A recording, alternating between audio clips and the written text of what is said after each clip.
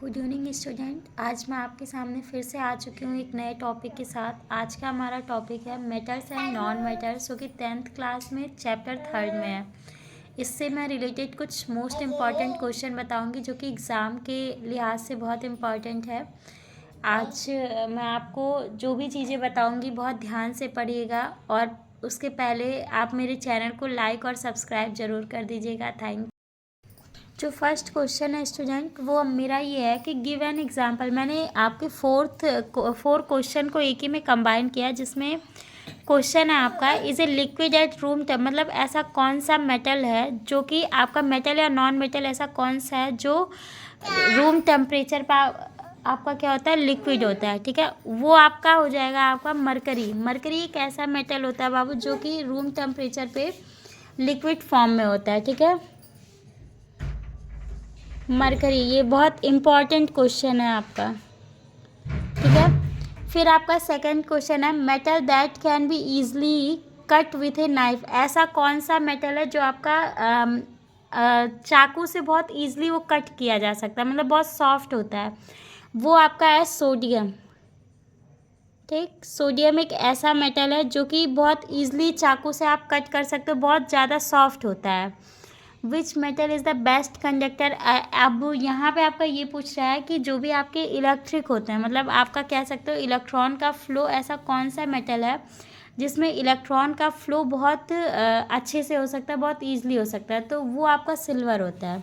Silver एक बहुत अच्छा एग्जाम्पल है जो कि आपके बेस्ट कंडक्टर में होता है, जिसमें हीट आपका बहुत ईजिली ट्रांसफ़र हो सकता है। ठीक, metals that are poor conductor of heat. अब यहाँ पे सेम इसका अपोजिट क्वेश्चन आ गया, ऐसा मेटल जो कि आपका क्या हो, हीट का बहुत ही मतलब आप कह सकते हो उसमें हीट सेटिस्फाई नहीं आप होगे, उसमें हीट ट्रांसफ़र ही नहीं हो सकता।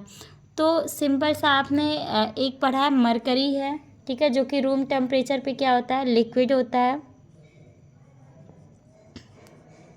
और उसके साथ में लेड भी आपका जो है वो भी आपके लिए पुअर हीट का पुअर कंडक्टर होता है। ठीक, नेक्स्ट क्वेश्चन है आपका, क्वेश्चन नंबर 2 है। उसमें मैंने आपके डिफिनीसन लिए हैं, जिसमें आपका है explain the term malleable and ductile. ठीक, मैलिएबल और डक्टाइल टर्म है, उसको हमें क्या करना है, डिफाइन करना है। तो अब देखो, मैलिएबल क्या होता है आपका, ऐसा सब्सटेंस जो कि जब उसे आप पीटोगे तो वो एक पतले चद्दर के रूप में बदल जाए, उसे हम क्या बोलते हैं, मैलिएबल बोलते हैं। जैसे कि मेटल्स हमारे होते हैं।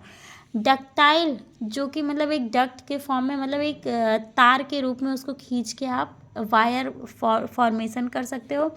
Substance that can be drawn into thin wires. ठीक, उसके पतले वायर्स आप बना सकते हो, उसे हम क्या बोलते हैं बाबू, डक्टाइल बोलते हैं। मैलिएबल और डक्टाइल दोनों में डिफरेंस है। जो मैलिएबल होता है उसको आप पीटते हो, पीटने के बाद वो चद्दर के रूप में फॉर्म हो जाता है। और जो डक्टाइल है वो जो होता है बाबू, वो एक वायर के रूप में कन्वर्ट होगा।